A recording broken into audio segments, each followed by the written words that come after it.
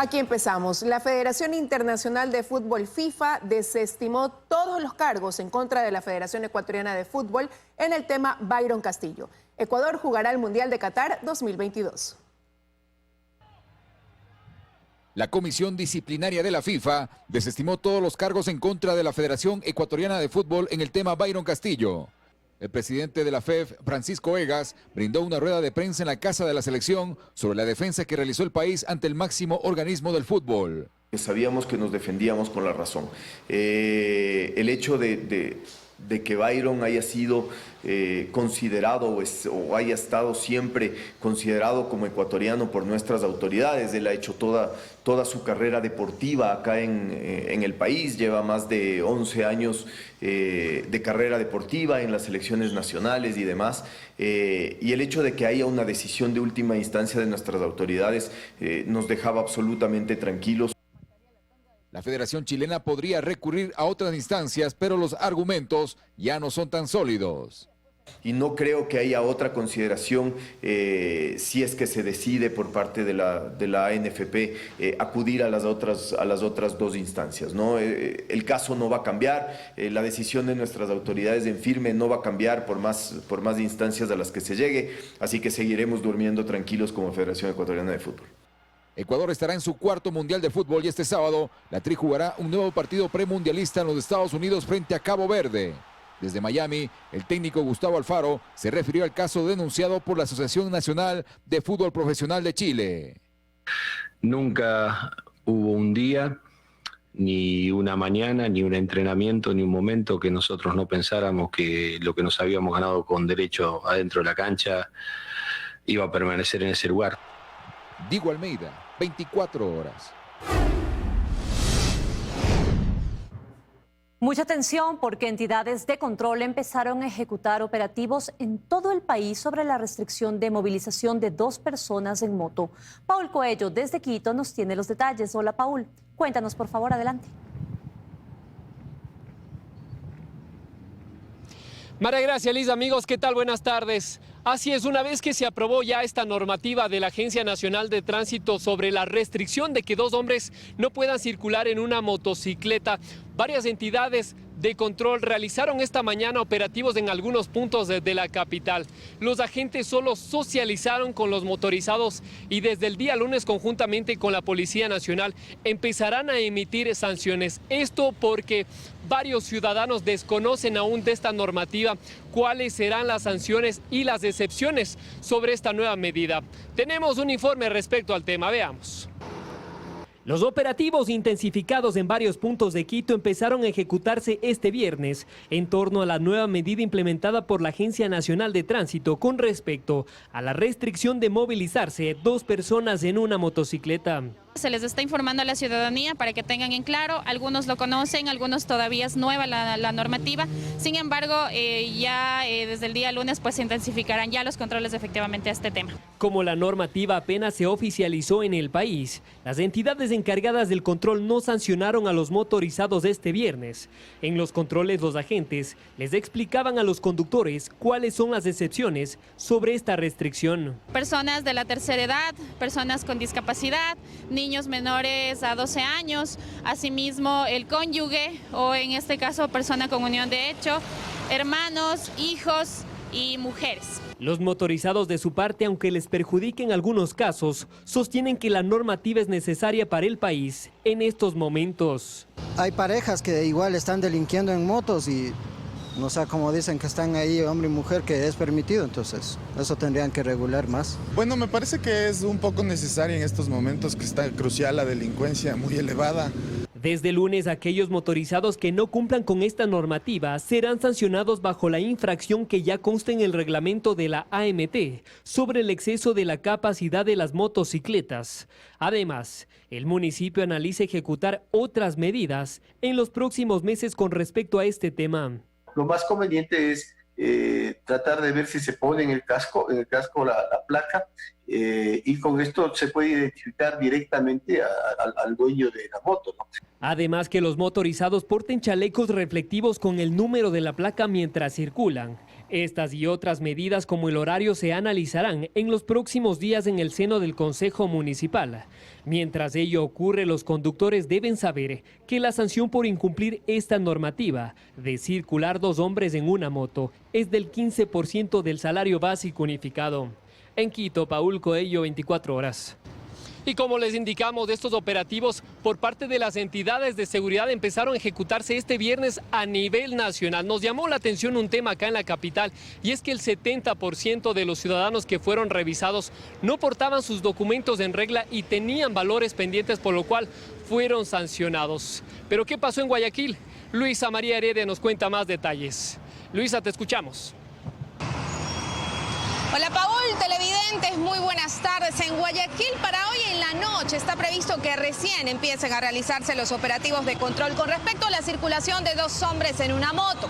Es una vez que ayer jueves entró en vigencia la medida que lo prohíbe en todo el territorio ecuatoriano. Anoche y en el transcurso de esta mañana no hemos podido evidenciar que se efectúen controles de este tipo en las calles. Los conductores han seguido circulando con hombres, además de niños y mujeres en moto en diferentes sectores. Aun cuando en el puerto principal, en el 60% de los delitos registrados a la fecha, principalmente robos y sicariatos, han estado 2 hombres que circulaban en una motocicleta involucrados. De ahí que desde hace más de 2 años rige una ordenanza que prohíbe que circulen 2 hombres en moto, pero que poco se ha cumplido precisamente por la falta de operativos, especialmente en las noches y madrugadas. La Agencia de Tránsito y Movilidad es la entidad llamada a controlar y a multar a quienes incumplan la medida en Guayaquil. Para el próximo jueves, vale la pena mencionar esto, en la mesa de tránsito del Consejo Cantonal se tiene previsto revisar el horario de la medida para ajustarlo a la realidad del comportamiento delictivo en la ciudad. E incluso el Cabildo quiere establecer como nueva exigencia a los motorizados el que lleven las letras y números de la placa en el casco, algo que también se trataría la próxima semana. Mi compañera Vanessa Robles tiene información sobre la implementación de la medida prohibitiva en otros cantones de la provincia. Hola Vanessa, cuéntanos. ¿Cómo estás, Luisa María? Amigos, nosotros hemos recorrido diferentes cantones de la provincia para verificar si se cumplen estos controles que limitan la movilización de 2 hombres en una moto. Acá en Milagro circulan en promedio 5.000 motos al año y los operativos están escasos. Tenemos un reportaje para ustedes de este y los otros cantones. Están en todas partes. Salen de cada esquina, en algunos casos con 1, 2 o 3 ocupantes. En Milagro, las motos son el medio de transporte para tranquilamente taxiar o ir a la oficina. Eso fue lo que encontramos. Hasta el año pasado, circulaban 5.000 en el cantón. Por el momento todavía no se ha estado cumpliendo al 100%. Y otra que no hay ni trabajo, entonces nosotros vivimos de esto, del mototaxi. Tengo un compañero que no tiene cómo movilizarse y a veces me toca llevarlo. O sea, es algo complicado. La resolución de la ANT, ya publicada en registro oficial, poco o nada se aplica. Acá incluso rige desde el 2019 una ordenanza que prohíbe la circulación de 2 hombres en moto. Pero tampoco habían operativos en ese sentido. Dispuso reducir el tiempo desde las 7 de la noche hasta las 6 de la mañana. ¿Van a hacer algunos cambios a raíz de esta disposición nacional de la ANT o van a mantener la ordenanza como tal? Yo creo que no es necesario porque tampoco creo que sea cuestión de ordenanza el control de la seguridad. A mi hijo le robaron 2 en moto y una tercera que no era mujer y era una mujer sola en moto que parecía que era la campana. Avanzamos a Yaguachi. Aquí también la competencia del tránsito está a cargo de la CTE. En el cantón no existe ordenanza de 2 en moto. Y el panorama es el mismo, sin operativos y sin control. En Durán, a más de un patrullero de la policía en el sector comercial, los agentes de tránsito no regulaban la circulación de 2 hombres en una motocicleta. Pero donde sí hubo controles fue en la provincia de Los Ríos. En Babahoyo, desde el año pasado rige una ordenanza que limita la circulación de 2 en moto, dejando 2.500 motos retenidas. Y amaneció con operativos de refuerzo. Se sacan de circulación las motocicletas que no portan la placa de identificación y esto se debe al alto índice delictivo. Todo esto en aras de contrarrestar la delincuencia en el país. Controles en las calles, que están a cargo de los agentes de tránsito y la Policía Nacional, suponen la retención del vehículo y el 15% de un salario básico unificado como sanción, que esperan se intensifiquen. Acá en Milagro, por ejemplo, estos estos livianos automotores son para dar en su mayoría el servicio de mototaxi y cada vez aumenta. Según los distribuidores, mensualmente venden 400 motos. Esa es la información a esta hora de la tarde, amigos. Muchísimas gracias, Vanessa, al igual que a Luisa María y a Paul por toda la información. Continuamos. La Policía Nacional solicita que se realicen algunos ajustes a la Ley de Uso Legítimo de la Fuerza que fue aprobado por la Asamblea, pero que aún debe ser sancionada por el Ejecutivo. Les contamos cuáles son los puntos que a criterio de la institución deben ser revisados. Aunque incluir estas sugerencias implicaría que el Ejecutivo realice un veto parcial a la Ley de Uso Legítimo de la Fuerza, el director de Talento Humano de la Policía Nacional, Fausto Olivo, prefiere no hablar de vetar, sino de observar algunos temas dentro de la normativa aprobada por la Asamblea Nacional el pasado martes. El primero de ellos, que no solo se considere la amenaza real como justificativo para hacer uso de la fuerza, sino también la amenaza percibida por los uniformados. Porque si es que trabajamos solamente con la percepción real objetiva, luego en el proceso el policía podría tener algún inconveniente jurídico, identificar el nivel de amenaza en forma percibida por el policía, es decir, no solamente la amenaza real, sino lo que el policía puede percibir en ese momento, y esto está basado en su entrenamiento especializado. Pero no es lo único. Olivo propone que se revise el artículo 10 de esta normativa, que refiere a la rendición de cuentas y que detalla: las servidoras y los servidores públicos cuyo accionar se regula en esta ley, la cadena de mando que incluye los niveles de conducción político, estratégico, operativo y táctico, están sujetos a control y rendición de cuentas y serán responsables por las disposiciones que impartan y los actos ilícitos cometidos por ellos y sus subordinados. Porque si una persona, un policía, un subordinado comete un ilícito, no puedes responsabilizarle a toda la cadena de mando. Esto tiene que ser aclarado o cambiado. Así es. Otro tema, el control de las protestas. Olivo asegura que se debe aclarar qué implica una protesta con violencia generalizada, único escenario en el que los policías pueden intervenir haciendo uso de la fuerza. Bueno, hay una parte en la ley que explica que la manifestación es pacífica, aun cuando uno o varios actores sean violentos. Para que sea manifestación violenta, tiene que haber una violencia generalizada. Esto es un tema que debemos observarlo, operativizarlo va a ser muy complicado. El policía va a tener muchas dificultades en valorar estos temas. Estas sugerencias serán presentadas ante el Ejecutivo mientras corre el plazo de 30 días para que éste se pronuncie sobre el texto aprobado por la Asamblea Nacional. En Guayaquil, Carlos Acoto, 24 horas.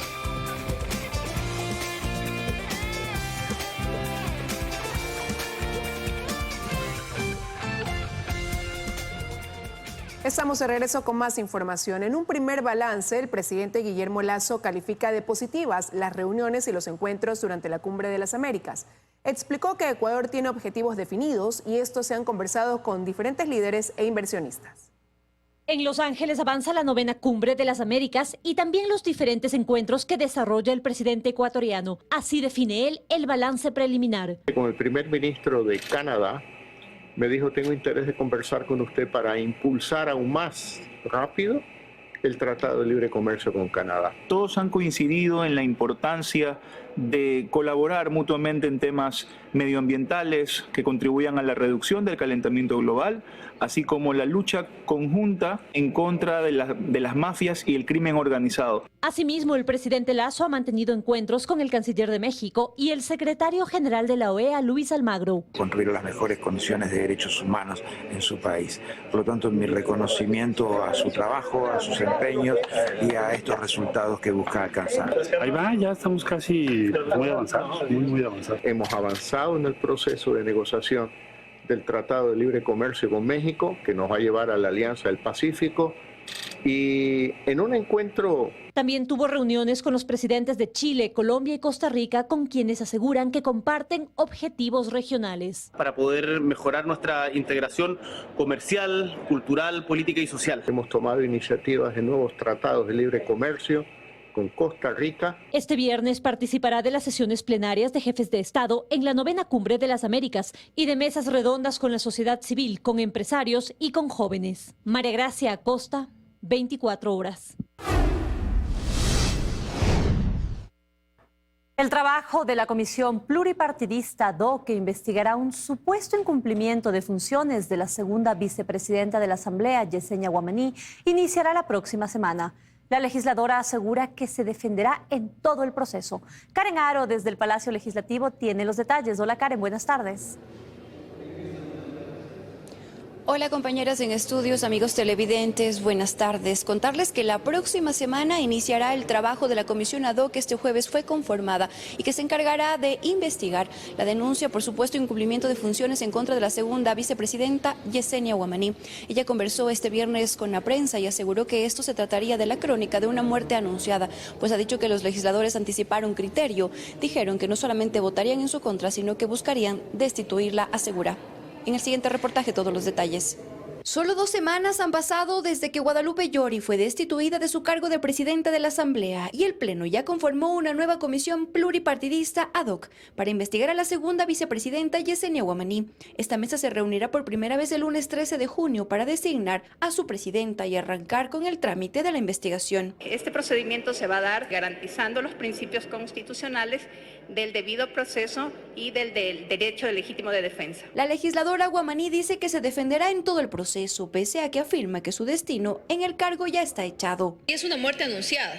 Sin embargo, yo voy a acudir a la comisión pluripartidista para defenderme legalmente. Los legisladores ahora lo que buscan es mi destitución de una manera muy baja, poniendo una denuncia que no tiene ningún fundamento. Incluso algunos de ellos ya han manifestado que van por mi destitución, más no por una sustanciación de una denuncia como tendría que ser. Desde la bancada oficialista tienen la postura clara. El asambleísta Juan Fernando Flores asegura que no respaldarán el procesamiento de Guamaní, pero advierte lo que habría detrás.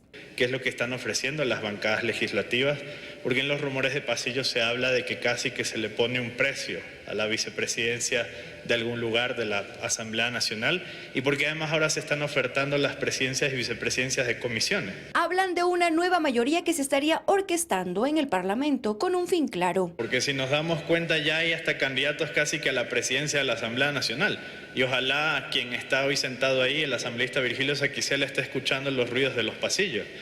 Porque después de Yesenia Guamaní no les quede duda de que van a ir por él. La nueva mayoría de la Asamblea Nacional podría ser más honesta e indicar que les interesa el espacio de la segunda vicepresidencia. La denuncia fue presentada por la legisladora Yajaira Urresta de UNES, la que alega que Guamaní infringió la norma legal al presentar una moción de consulta interpretativa en la Corte Constitucional sobre el trámite para derogar la ley de reforma tributaria. En Quito, Karen Aro Ruiz, 24 horas. Para finalizar, nada más reiterarles que la próxima semana a las 16 horas del lunes se reuniría esta comisión para designar cuáles serían sus autoridades. Son 5 mujeres las que integran esta comisión. Es la información que les reporto hasta esta hora desde la Asamblea Nacional. Continúan ustedes. Que tengan una buena tarde. Una buena tarde también para ti, Karen. Muchísimas gracias. Desde las 8:30 de la mañana se desarrolla en Quito el 12º día de audiencia de juicio en el caso Las Torres. Fiscalía continúa presentando su prueba testimonial para sustentar el delito de delincuencia organizada. El contacto es con Daniela Valencia desde la Corte Nacional de Justicia. Daniela, adelante.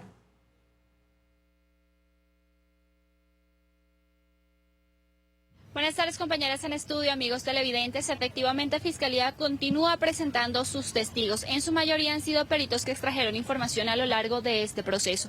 Por ejemplo, desde ayer está presentando su testimonio el perito en informática forense que extrajo información de 2 dispositivos electrónicos. El primero pertenecía al sobrino del excontralor Pablo Celi, Raúl de la Torre. Aquí se extrajo 356 elementos, conversaciones que tuvo Raúl de la Torre con el exgerente de Petroecuador, Pablo Flores, y también con José Augusto Briones. El segundo dispositivo pertenecía al empresario Roberto Barrera. Aquí se extrajo 2000 elementos. También conversaciones que tuvo con Pablo Flores, pero también con el hermano del excontralor Pablo Celi, Esteban Celi. Lo interesante ha sido que Fiscalía a lo largo de esta semana ha dado a conocer una jerga que utilizaban al interior del grupo. Por ejemplo, usaban la palabra libro para referirse a $1 millón, la palabra hojas para referirse a billetes, hojas de 20 centímetros y de 100 centímetros de acuerdo a la denominación de cada cada uno de los billetes. En este momento están en el contrainterrogatorio. Se espera que la audiencia tome hasta las horas de la tarde, pues recordemos que Fiscalía anunció que son cerca de 300 testigos en toda la audiencia. Recordemos además que son 11 los procesados por el delito de delincuencia organizada. Fiscalía los acusa de haber exigido el 20% de una factura de 20,3 millones de dólares que adeudaba Petroecuador a la empresa No Limit. Esto a cambio del desvanecimiento de glosas y también el pago de planillas. Es lo que les podemos compartir al momento. Regresamos con ustedes a estudios. Una excelente tarde. También para ti una excelente tarde, Daniela. Muchísimas gracias por la información. Continuamos con más información. El Plan Colombia versión Ecuador es la propuesta del gobierno de Guillermo Lasso para Estados Unidos. El objetivo es trabajar en conjunto contra el narcotráfico. Nos enlazamos con Joana Ramos para que nos cuente más. Joana, adelante. ¿Qué tal? Y según lo dicho por el presidente de la República, Guillermo Lasso, en el marco de la Cumbre de las Américas, Ecuador busca compartir los gastos de su lucha contra el narcotráfico con Estados Unidos. Veamos la siguiente nota. Es en el marco de la Cumbre de las Américas que el presidente Guillermo Lasso hace pública una de las propuestas que tiene el país para luchar contra el narcotráfico, un Plan Colombia versión Ecuador. Pero necesitamos también el apoyo de Estados Unidos y de Europa, porque solo no podemos llevar a cabo esa lucha que demanda muchos recursos. Y somos un país de renta media. Y por otro lado, es justo compartir los costos, pero así como en su momento Colombia planteó un Plan Colombia a Estados Unidos, mi intención es plantear un Plan Ecuador en este momento. El Plan Colombia, también llamado Plan para la Paz y el Fortalecimiento del Estado, es un acuerdo que se firmó en 1999 por los entonces mandatarios Andrés Pastrana de Colombia y Bill Clinton de Estados Unidos. El objetivo, revitalización social y económica, terminar con el conflicto armado y crear una estrategia antinarcóticos. Durante la primera década del plan, Estados Unidos aportó con más de 15.000 millones de dólares. Pero aplicar algo similar en el país podría ayudar a reducir el narcotráfico y la violencia. Diego Pérez, docente en la Escuela de Seguridad y Defensa del IAEN, cree que así no se resuelve el problema. Dinero invertido en seguridad por sí solo no resuelve el problema. Es una pieza necesaria, sí, pero no resuelve el problema. La iniciativa de buscar apoyo internacional para luchar contra el narcotráfico es viable. Sin embargo, cree también que se necesitan cambios estructurales internos para concretar un posible respaldo. En el funcionamiento del sistema judicial son reformas en la normativa que rige tanto a Fuerzas Armadas como a la policía. Es un camino que todavía requiere ser andado. Es muy difícil poner dinero en un país donde se puede hacer todo el esfuerzo para capturar a criminales y que estos salgan liberados pocas horas después por un día de una decisión judicial. En abril pasado, el gobierno ofreció una inversión de 1.200 millones de dólares hasta el 2025 como parte del plan de seguridad para combatir el narcotráfico y el crimen organizado. Solo en el caso de las incautaciones de droga, en lo que va del año, se han decomisado más de 93 toneladas de alcaloide. La mayoría de estas incautaciones han ocurrido aquí en la provincia del Guayas, mientras las autoridades aceleran todos los procesos para que así la delincuencia no siga ganando terreno en el país. Con esta información me despido. Siguen ustedes con más en estudio. Muchísimas gracias, Joana. Muy buenas tardes.